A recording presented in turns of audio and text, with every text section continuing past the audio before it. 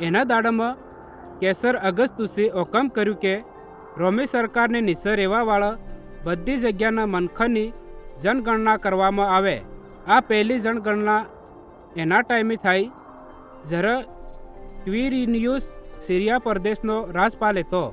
ત્યારે ઘણા બધા મનખ નામા લખાડવા હારું પોતપોતાના વતનમાં ગયા અને યુસુફ હુદો એટલે હારું કે વયો દાઉદ રાજાની પીઢીનો હતો. ગલીલ પ્રદેશના નાઝરત ગામમાં હો યહૂદિયા પ્રદેશમાં દાઉદ રાજાના ગામમાં બેતલહેમમાં ગયો. વયો પોતાની બજેર મરિયમને હાથે જીબે જીવી હતી નામ લખાડવા હારું ગયો.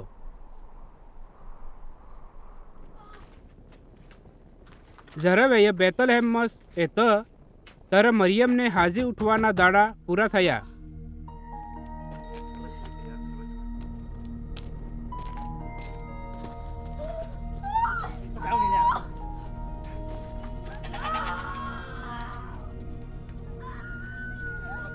અને વયે પોતાના પેલખોળા સોરાને જણી અને બાળકને સીસરામાં ફોતેને ડગરના ખોળ ખાવાના ખામણામાં મિલ્યું, કેમ કે એના હારું ધર્મશાળામાં જગ્યા નહીં હતી.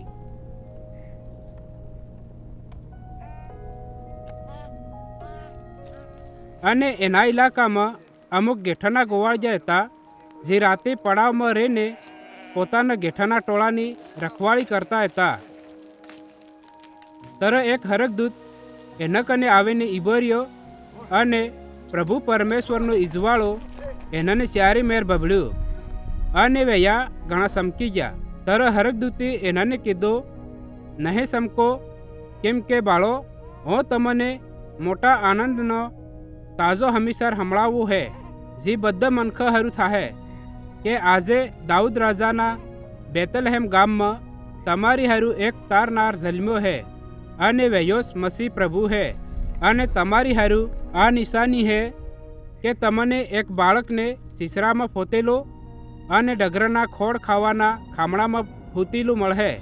ત્યારે અપસુકનો એના હરકદૂતની હાથે બીજા હરકદૂતનો ટોળો પરમેશ્વરની સ્તુતિ કરતો જાયને અને એમ કહેતો બાળવા ચડ્યો, બધે કરતાં ઓછા હરગમાં પરમેશ્વરની મહિમા અને ધરતી પર એના મનખામાં જેનાથી વયો ખુશ હે શાંતિ થાય. જ્યારે હરકદૂત એના કન્હા હરગમાં જાતા રહ્યા તે ગેઠાના ગોવાળિયાએ એકબીજાને કીધું, આવો આપો બેતલહેમ ગામમાં જઈએ. આ વાત જી થઈ હે અને જેને પ્રભુએ અમને વતાડી હે બાળજે.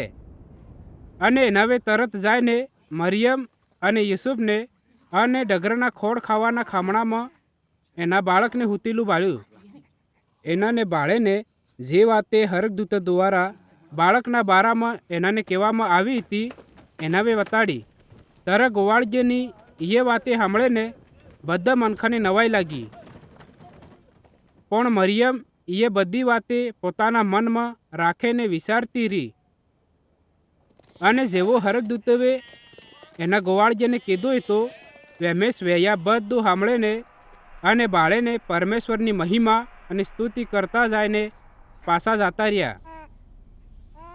જ્યારે બાળકના જન્મના 8મે દાડે એનો સુન્નતની વિધિ કરવાનો ટાઈમ આવ્યો તે એનું નામ ઈસુ રાખવામાં આવ્યું, જે નામ મરિયમના પેટમાં બાળકને આવવા પહેલ હરકદૂતે આલ્યું હતું.